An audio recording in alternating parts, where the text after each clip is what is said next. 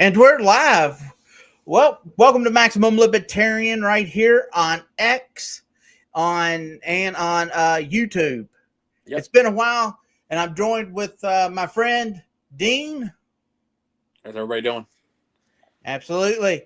So Got if Maya you there. will, please like and click the like and subscribe button on your YouTube. Follow us on X, and we will go from there.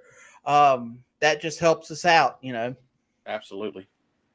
So how's everything been going, Dean? Tiring, but everything's going good. Gotta love the way that this, politics are going these days. Right. So it's been a while since like I said, since we've actually talked. So I guess you've heard, the whole brouhaha between Elon Musk and Donald Trump, President Trump. Oh yeah. What do you think of America Party that Elon is starting? Here's my thought process on it. Right. So obviously, Elon left because there's obviously dirt there that Donald Trump has, and he don't want to be part of it. Now, a third party is great to do, but when there's already third parties, he should jump on a train of the third party that best aligns with him. And I would believe that probably would be the other Libertarian Party or the Constitution Party based on everything I've read with Elon Musk. I think starting another third party is stupid. It's just an extra person, an extra party to drown the other third parties that are trying to get traction. So there's my thought process on that. I think he should have joined another third party and pushed them forward, not start a new party. But that being said, anything's better than the Democrats and Republicans. The thing that I know I've discussed with the guy at work, and we were just talking about it. And the one thing that I said was, Ross Perot back in 92 tried to start the Reform Party.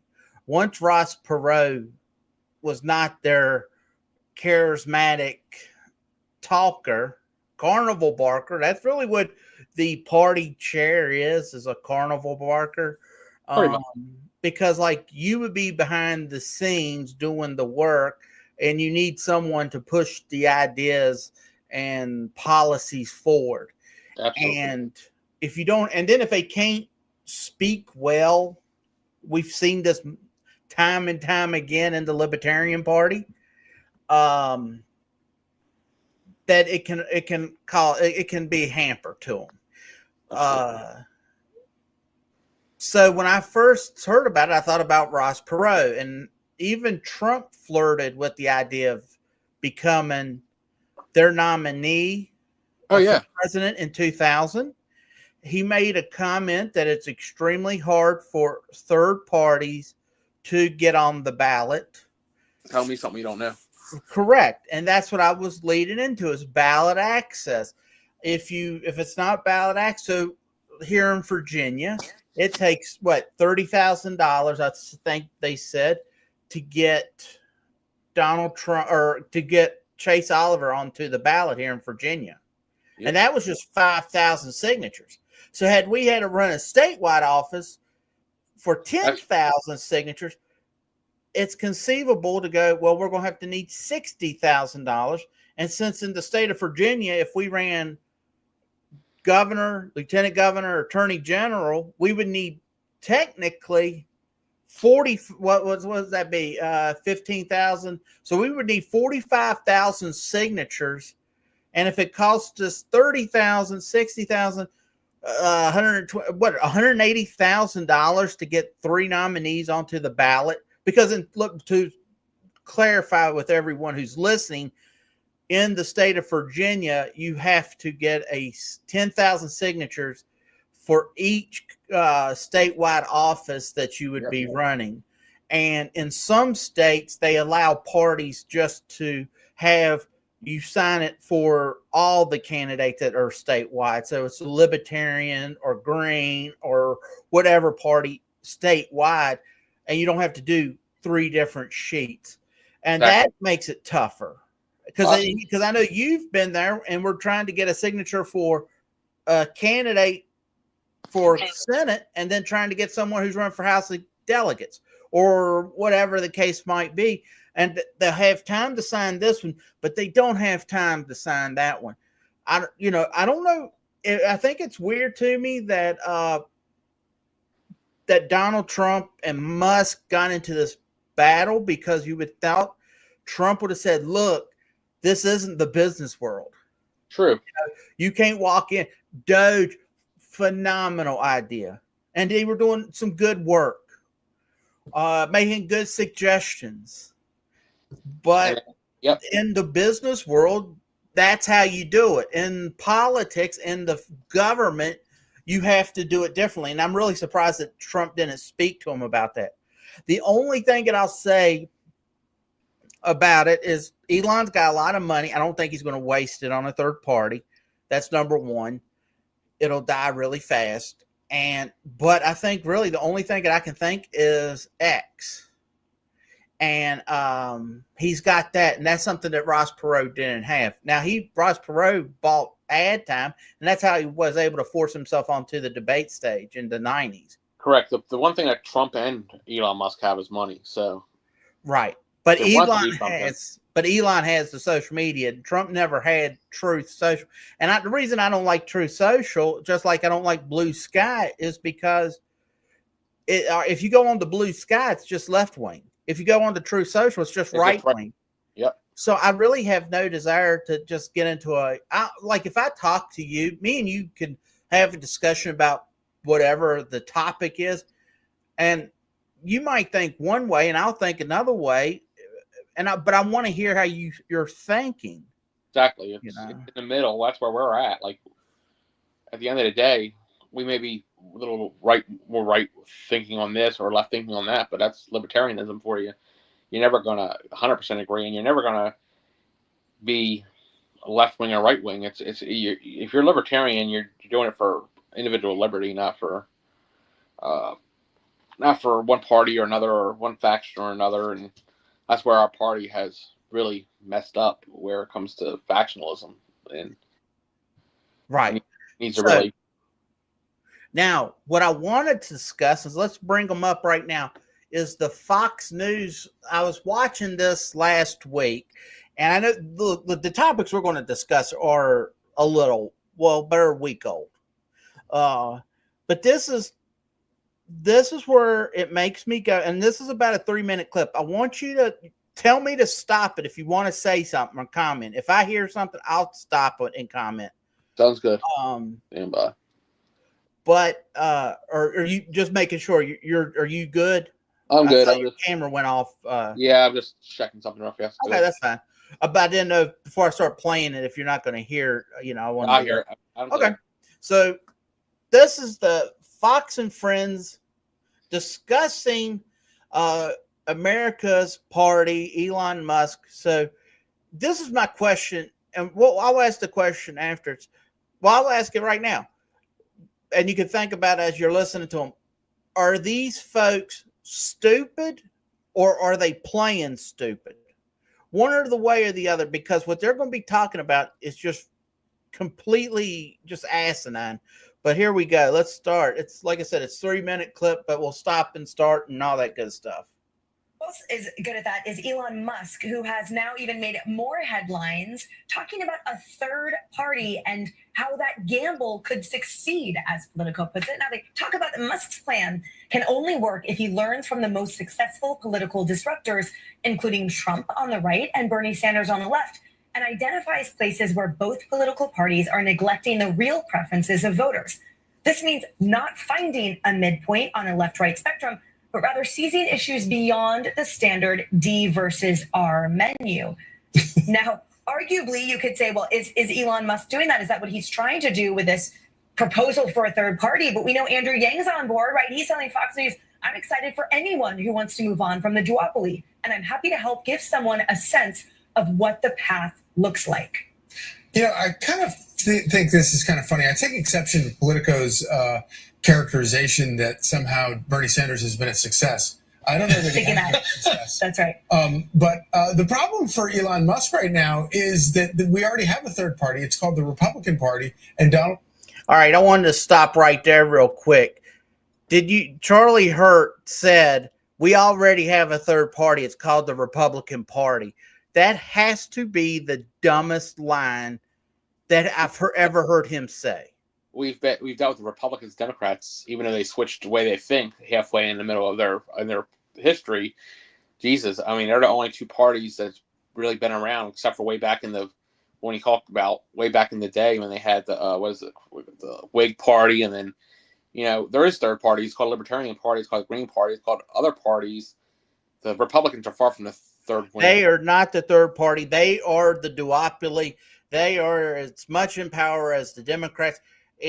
They were there when Larry Sharpe in New York won enough votes to make the Libertarian Party a major party in the state of New York. And what did they do? They rushed in and they moved the goalpost. So no. Libertarians are not a major party. That's the third party that this idiot and this is what I have to wonder: is he being truthful, believing that, or what?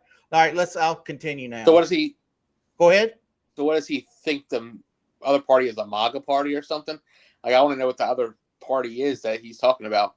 Well, he thinks that Trump taking over the Republican Party made him a third party. On the Republican Party, you have, a couple things. You have the good old regular Republicans. You have constitutional conservatives. You have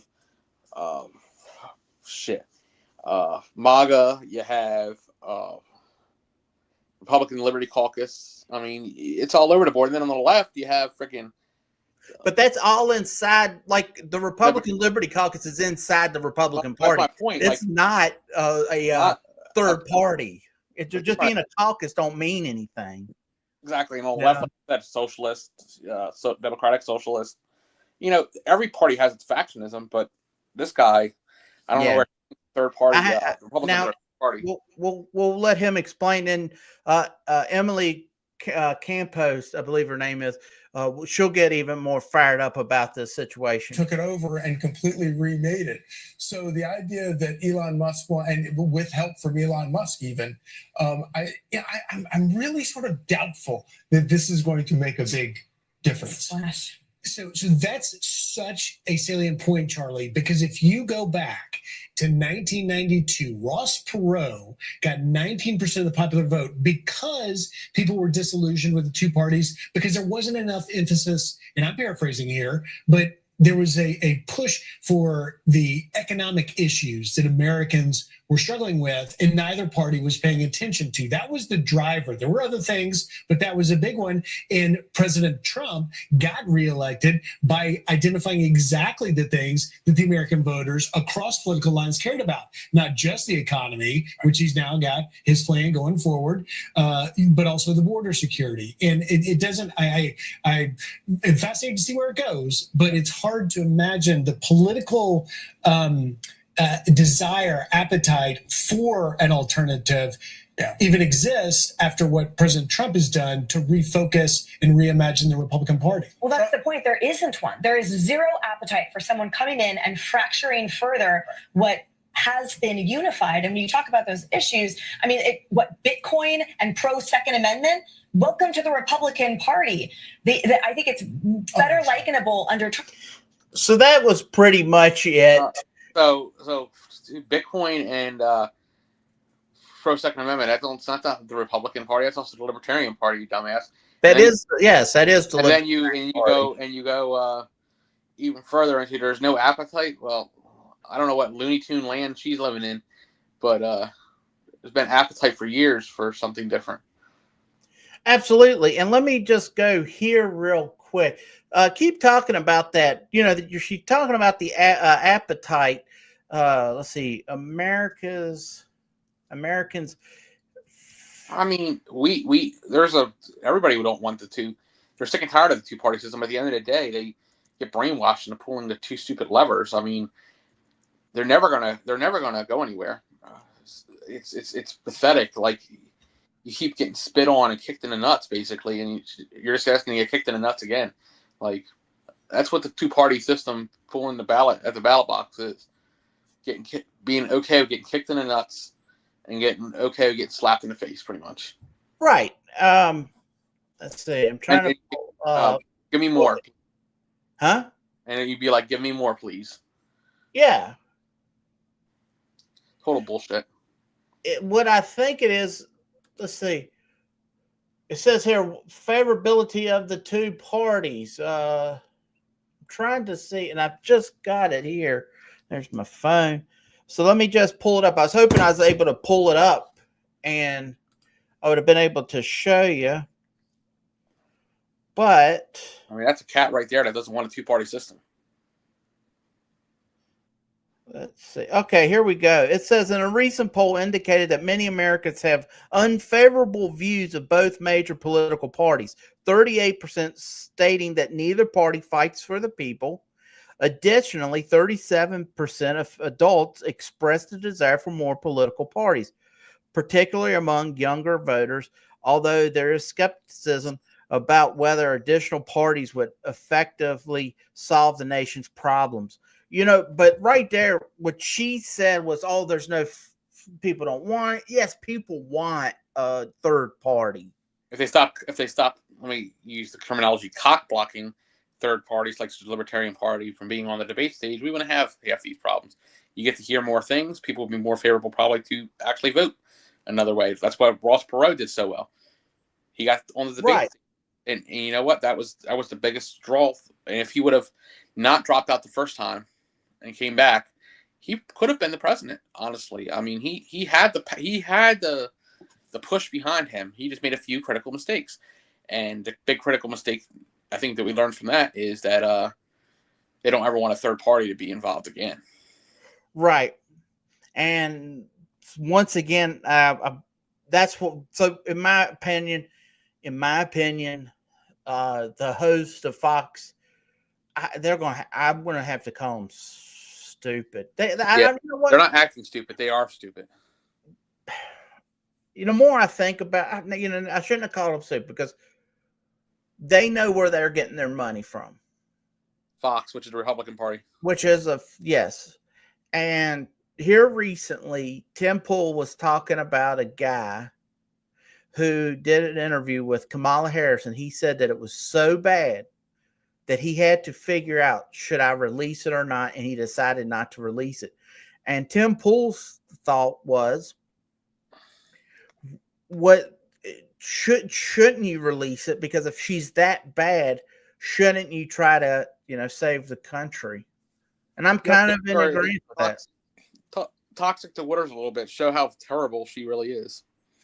Right. Her and Tim Waltz. I mean, that was one of the worst tickets I don't think that ever was ran. I mean, let's be honest, that was horrid. I mean, I think the only thing that get more horrid is if you put AOC on a ticket. I mean, that's. Well, I think it's a high probability that one day you may see a President Alexandria Ocasio-Cortez. Yeah, which means then we're going to all be communists. So I mean, look at what New York City voted for. That's all you have to do, and then you can't really go, oh, great, New York City. They picked this guy, and then you go, well, who else do you got? You got Eric Adams, and you got not Mario Cuomo, Andrew Cuomo, and then you got the GOP that just brought someone to the lamb to the slaughter. I don't know how strong the Libertarian. I would imagine they're not strong at all. Libertarian Party, but that's the only thing. You need someone in there. I think when Larry Sharp was running the last time against Kathy Hochul and Zeldin, and I remember him going to telling Republicans, like, you're taking votes from me. He's not going to win. So quit stealing votes. He was using their terminology to the Republicans. People should have voted for Larry Sharp, but instead they thought, oh, Lee Zeldin's going to win. And of course, he lost exactly as Larry Sharp said. Exactly. So that's it for that. So I just had to get that out there because it's mind numbing listening to that. And people actually recite what they said. And AOC, and I'll tell you what, AOC probably gave money to the New York City mayor's race, I'm sure, for the Democratic Socialists. Oh well, yeah. Why wouldn't she? Why wouldn't she? It's her district. She would love that. She's a perfect socialist. You know, she gets rich. She complains about the rich while she's living high on the hog, and you know, and her support. She pushes bad policies. You know, so congratulations. And this guy, like, you know, here in Roanoke, I wish we could get some real, you know, like I would love to run for office, but it's work schedule. And in the end, that's really, you have to ask yourself, who really wants to run? Like when you ran your campaign, at no point, like, you're not sitting there going, oh, I want to control everyone's life. No, I want to. I think you truly have. I think but I think for most people that run, I think they are they want to be in control of everyone's life, and they are. Let's be honest. Right. So in turn, why people don't, and I think it's people. I guess people just get fearful, and they you know, my gosh, I need someone to control my life, you know. So, all right, next topic. Here we go. Number 2. Flavor Flav. The 80s pioneer Flavor Flav has written an op-ed from the Newsweek magazine. I guess it's a magazine still. But he is calling for the United States to ban all firearms. He says the country is caught in an epidemic of gun violence with no sign we can stop or change course. Right there, I think him saying we can't stop or change course, I think automatically makes me go, okay, I think he's doing it out of fear here. He's not really thinking about what, because we used to have guns all the time. People used to have guns. There weren't school shootings. And then you have to go, well, what's the cause of it? I think the breakdown of family. Number 2, all these mental drugs people are getting put on. Number 3, political affiliations within families. Say again?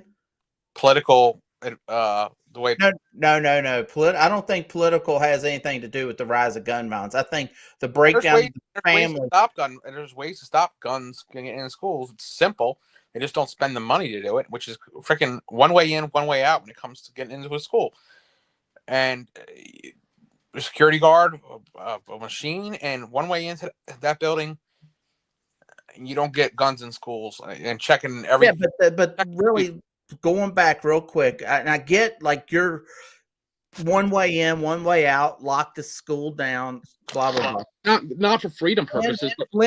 At Fleming, we used to have 5 different buildings, open court. We would walk from building to building. There was people that would run to Burger King. It was over at the mall. That was about a half a mile away, maybe a mile, whatever. And then they would walk back. Things have changed since then. Things have changed. But what have changed? Breakdown of families and the mental drugs that they've been pumping into the system. And really, so in turn, sure, let's make it as safe and secure as possible. I'm not saying just have it open, you know, everyone walking in, walking out. But schools used to be open. I went up to a middle school when my niece was there, and I'm having to get rung in.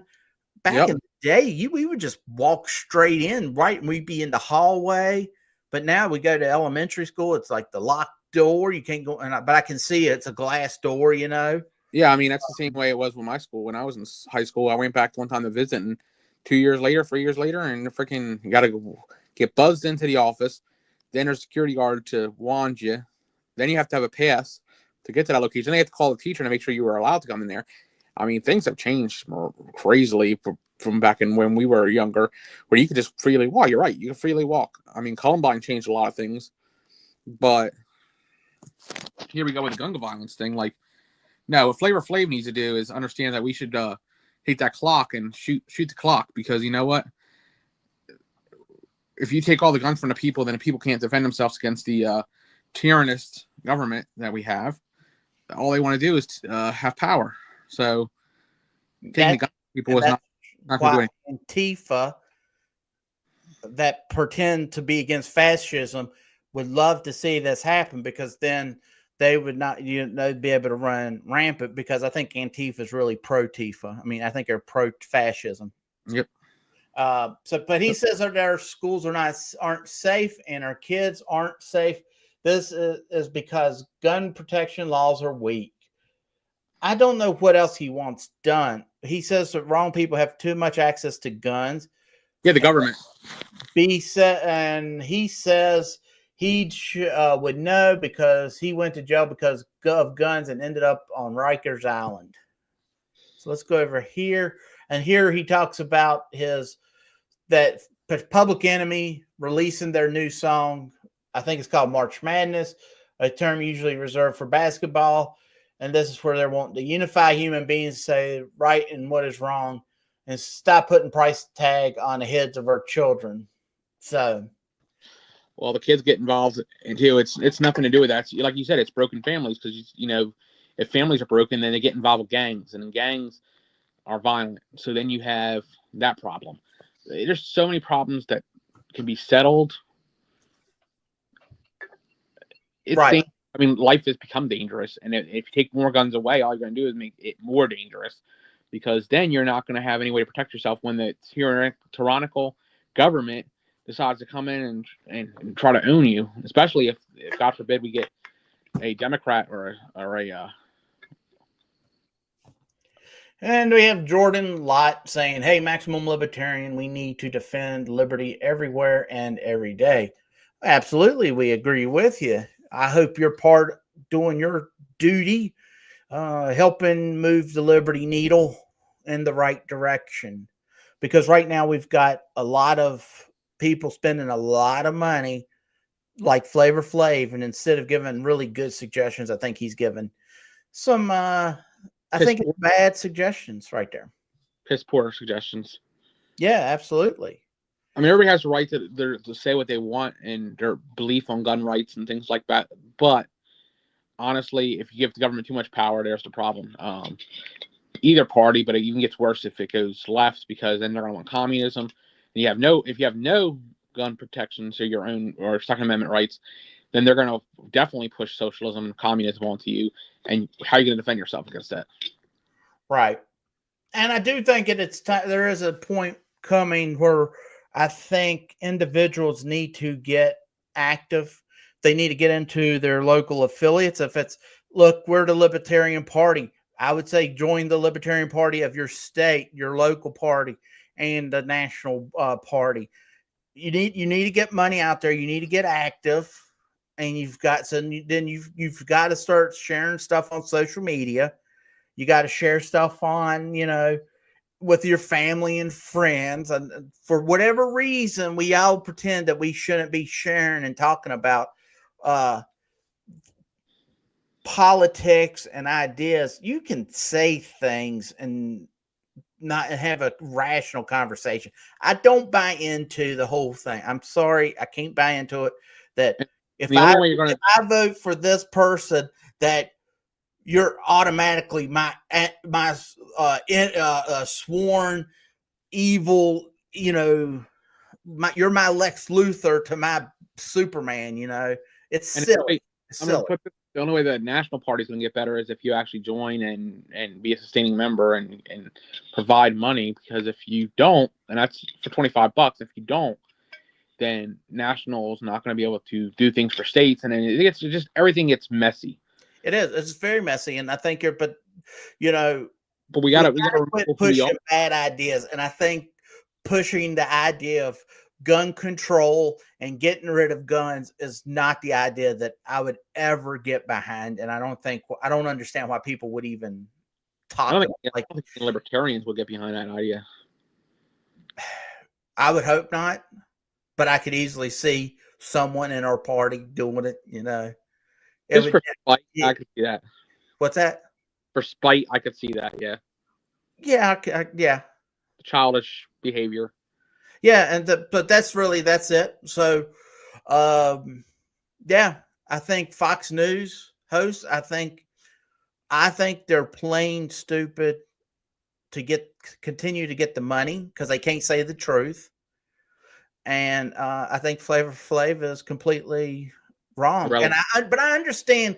Look, if you're sitting there and you got kids, grandkids, whatever, and they're in school, I get the concept of being fearful, but that's not the route to go. And What you do is what is it? What's the saying? Your freedom stops where yours begins. yeah. And here's the other thing: do something smart for your kids. Teach them how to operate a firearm. Safely. Then they know how to operate a firearm. So then, if they're getting attacked somewhere, or we get tyrannical government take over, they know how to operate a firearm. If they're getting attacked in their house.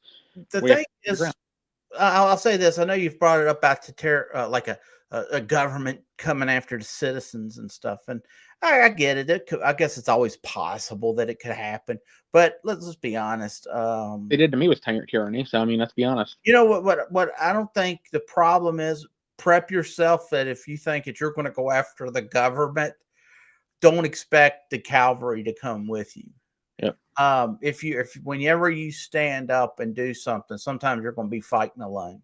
You hope to inspire people, but in reality, I think it's look how many people tell us right now. They'll say, "Oh my gosh, I can't stand the Democrats. I can't stand the Republicans." And then they spent 45 minutes. I was down at AMVETS. The guy was telling me 45 minutes how the Republicans are spineless. They won't do nothing. He was wearing his MAGA T-shirt and his Trump hat. And then he tells me how the Republicans are spineless. And, he's telling me that. But then we got to vote Republican. Exactly. And I've heard it from the Democrats too. So it's not like it's just one side. Oh, yeah. We hear from my gosh, the Democrats, they're worthless. They don't fight for the American people. They blah, blah, blah. But we got to vote blue. You just got to vote blue. No matter, even though I've just told you how bad they are, vote blue. You got to vote for, you had to vote for commie law. You want a commie law? Well, that's right. A communist law for at least 4 years. So, all right, my friend, we've hit the 30-minute mark. And I'm done talking. I know we'll get back on here very soon. Do you have anything to shout out or promote, or just make sure you go over to Maximum Libertarian, give it a like, smash that like button, share this to your friends and family, have that conversation with your friends and family, and you never know where your libertarians may come out from. Because you talked about real quick. You were talking to your friend at work. A coworker at work that I never realized, kind of gave off that libertarian kavoika, but when you got into certain issues, boom, it lit a spark to actually hopefully get us 2 new members in RVL, because they didn't realize that the RVL existed. So now, this is the thing we have to educate our people about this, having local chapters or affiliates and state party. And he's been a libertarian for a while, and his wife has too. And I'm like, yeah, this is how you get involved. We just come out there, we're going to talk about things. We have a great speaker with Dr. R coming up. Like, come out and listen. I mean, if you don't, my thing is, if you don't get involved, then you're not going to help. Being a keyboard warrior is one thing, but getting out and actually talking to other libertarians and doing stuff with other libertarians to benefit the good of people and individual liberty. Now you're talking. Now you're actually doing it. My work schedule's been shit. So I've only made one of the last 4 or 5 meetings. And I hate it because of that, but thankfully things have calmed down. I've got a better schedule now. But it's horrible. Like, it's one of those things that I'm extremely active, but sometimes things get in your way. But never not become active, and always keep in contact with your contacts that are libertarians, because you need to, because this world is in a really messy place, and really the only way out of it is through values that libertarians believe in. So, all right, maybe that's too philosophical, but hey, I'm just speaking from my heart. That's right. All right. Well, thank you so much for coming on with me, Dean. And yep. I know we will plan, after I end the live stream, we'll plan what day works best for you, and we will roll another one back online and do it again. So until next time, I'm Brian. That's Dean. Talk to you later. Goodbye. Good night.